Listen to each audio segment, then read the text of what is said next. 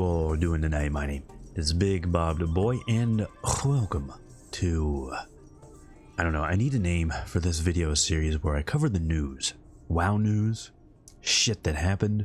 Help me come up with a name for it. But yes, we got a lot of important news over the last week and I wanted to go over it and give you my thoughts. In this video expose, we're going to cover the news first, then the raid testing, and as always, YouTube chapters in case you're not interested in everything. We got a huge dump of a blue post on the 15th, and there's a lot to cover here, so let's cover it. Attunements, the first line is key to all of this shit, and Blizzard's thinking in general right now, I suspect. Attunements will function as they did when originally released, so that confirms it, original attunements. Now a lot of people told me that vials would be changed. This does not say that. If you don't know what vials are, they're for the attunement to Hyjal, quest called the Vials of Eternity. You need a vial that drops from Kale and the other from Vosh. Not a big deal. Clear the raids proceeding to get into the new raid. Makes sense.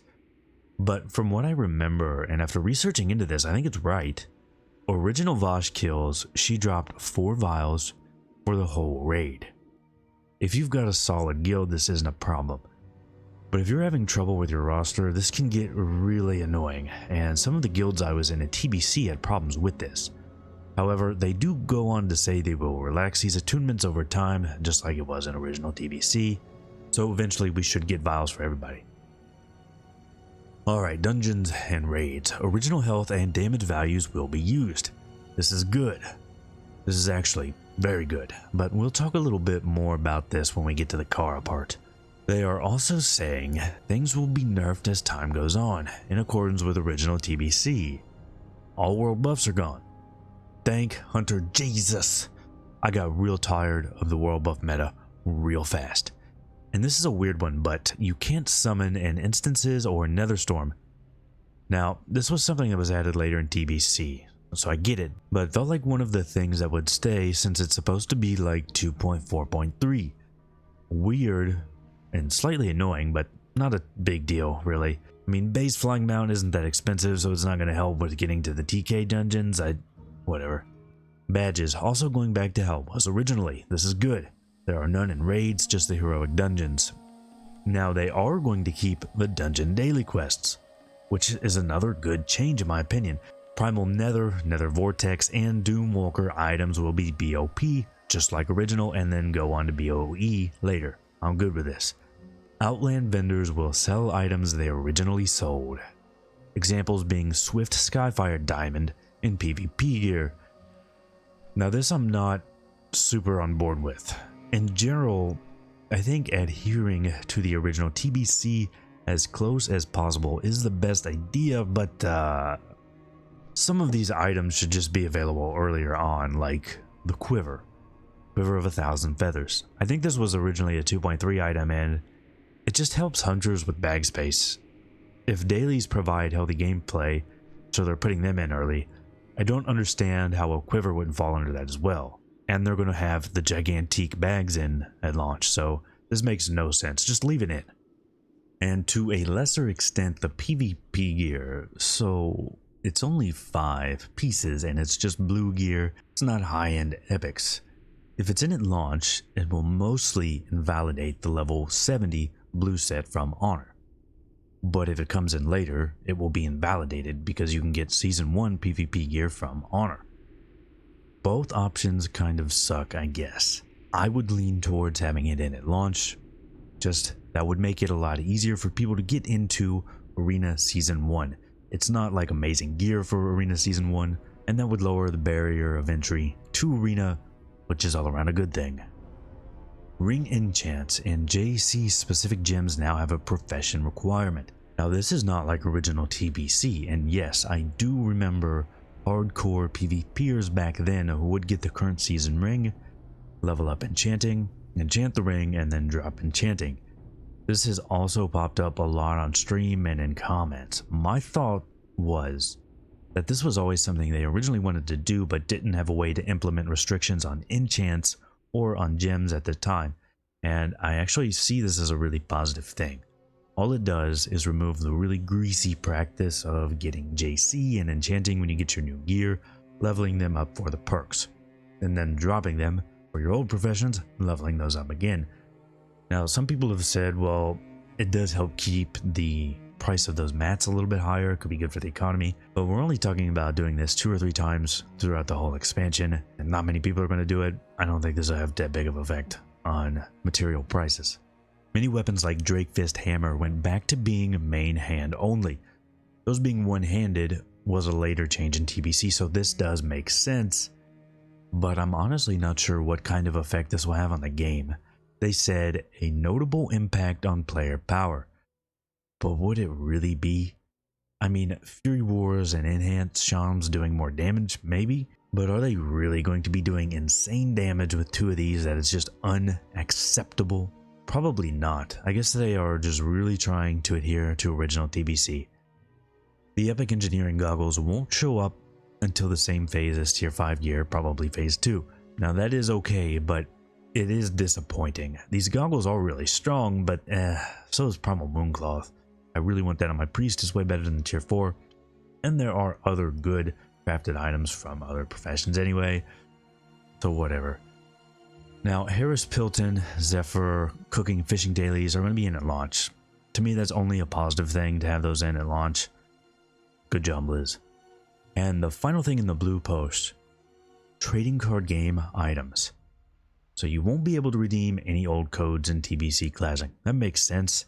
There's probably like 8 tigers out there unredeemed, so who cares? But they did say the trading card game NPC may be repurposed in TBC Classic, but it won't be related to the TCG. So there's a lot of things that could mean. Most of them are bad, but we are going to think positive, boys. Blizzard is going to use this in a fair, ethical, gluten-free, and non-predatory manner. I hope. Now, the last one didn't really line up, shit. But the biggest takeaway I'm getting from Blizz here, after the drum changes and after reading this blue post, is they really want to make the phases line up with the patch cycle original TBC had. And that can come with some small annoyances, but holy shit, I am very happy about that. This is one of the most positive things I've heard come out of Blizzard in a very long time. Even if it's completely different than what they said at BlizzCon, but whatever. This is a good flip to me. If I can bare my soul to you for a minute. Of course, bro. One of my biggest disappointments in Classic was the PvP. They rushed Battlegrounds in and they came with cross-server. That was fucked. Some of the most fun I had in vanilla was the grind to rank 14, and that started in open world PvP. We had Horde talking shit, saying the ally only won because we outnumbered them, which was easy for them to say. It's an easy excuse. But I remembered all those people that talked mad shit like that, so when we got into Battlegrounds, where it was even, my pre-made stomped their pre-mates into the goddamn ground. And that's right, Silver Moon, US, all Horde, I'm calling you out. Like God King Randy Savage would, you got stomped. So not having an experience even remotely close to that really ruined Classic PvP for me. Most of vanilla PvP wasn't even cross-server. It was a really stupid idea. I'm glad they've learned from that for TBC. Alright, let's talk about the raid testing, specifically Kara. I did not get to do Gruul or Mag because, alright, I got sick as shit. It sucked. That's also why there were no other streams this week. So, I don't know about you, but I saw this coming from a penile mile away. Every forum post, every goddamn thumbnail, every stream clip. Karazhan is too easy, LOL 5-head. Yeah, no shit. You went in there already knowing the fights. Most classes having decent gear with all factions at Exalted, all gems, all enchants. But even that didn't really matter, okay? There's always this type of person out there. You'd especially see them with the Souls series. Literally, anytime new DLC would come out, someone would say something simple like, you know, I think maybe Demon Princes have a little too much HP.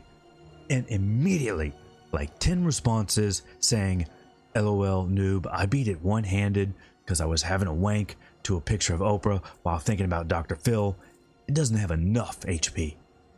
So let's not do that. Let's try to talk about this with a little more nuance and eloquence, because that's why you watch my channel. Nuance and eloquence. Now, my thinking is the difficulty for Kara will be just right on launch. Let me explain why. First thing, this was clearly not a finished product. There are still tons of bugs on the beta. Any ability that's group-wide or affects like an entire group is completely fucked. And then Blizz just came out and told us these were post-nerf values. The way they put it was first phase encounter settings. So this was most likely just for bugs. Things were not tuned to the proper difficulty. And if we go back to the blue post, when talking about raid adjustments, they also specifically said exceptions will be considered.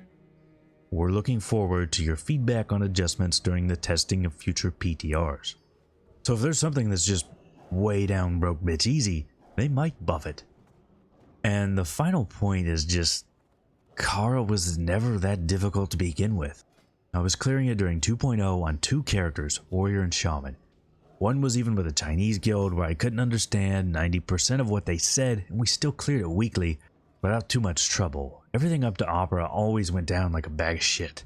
If you got like Big Bad Wolf and people couldn't kite, maybe that took a while, but it was really easy until Curator. And even he wasn't particularly difficult mechanics wise. It was just getting worn down, and healers running because of low DPS. So my overall outlook on the difficulty of Kara that we will see on live is pretty good. It's going to be harder, or at least no easier than it was on this beta test, and I think it will be fairly accurate to the original. Now let's talk about my actual Kara experience on the test server, because it was... Alright, I've said fuck too many times, so let's just... Alright, we're moving on. They did not have things ready. Trying to get a character together was a nightmare. I had to make 3 hunters because some of them couldn't get the gear, or the reps, or the enchants. And the gear you got when you logged in changed over time. My first hunter had 1 ranged weapon. My third hunter started with 9 ranged weapons. I don't use this phrase often. I reserve it for when things are serious, but I think it's appropriate here. This beta server experience, it was a dick parade, okay? Finally, I got everything set up and I started looking for a group. After an hour, I still hadn't found one. At that point, I was fed up, soft, and frustrated. So I swapped a priest and found a group in like...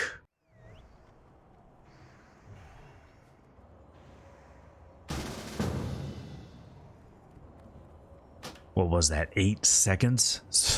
So I ended up healing Kara with no healing add-ons, and that is not ideal.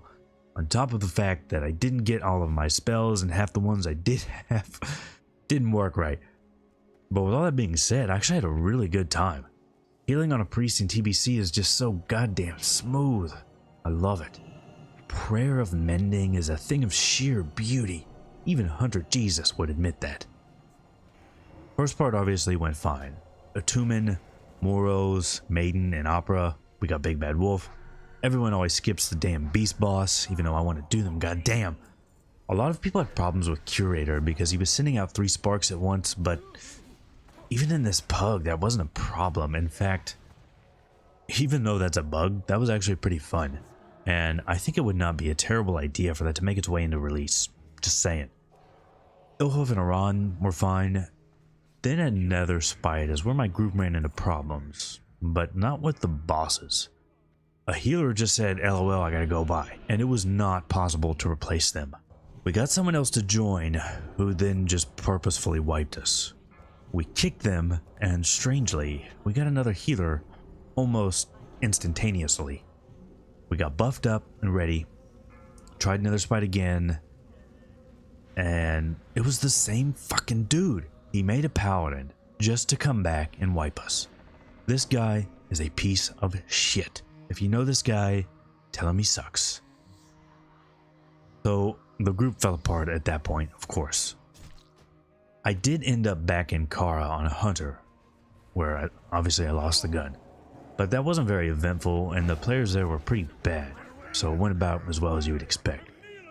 in spite of that absolute asshole in the first group, I actually had a really good time, and I'm very excited for more raid testing, because while I am hopeful that Blizz gets it right, I do think we really need to test and confirm that their first phase encounter settings are correct. Alright, I was going to talk about some 100 rotation stuff here, but I still feel sick. You can probably hear it in my voice, and I'm really tired, so we can do that later, maybe on stream.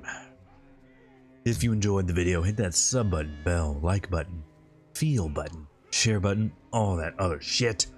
I appreciate each and every one I get. This channel even has memberships now. You can check them out by clicking the join button right by the sub button.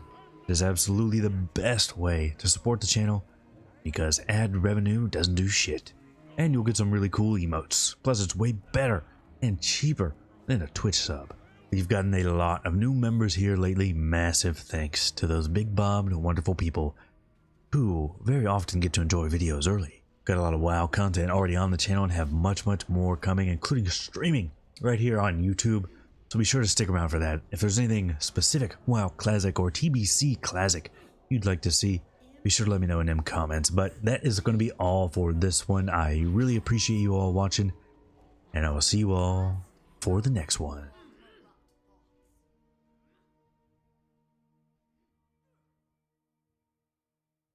If not for me, then for Dick's ruining our raids.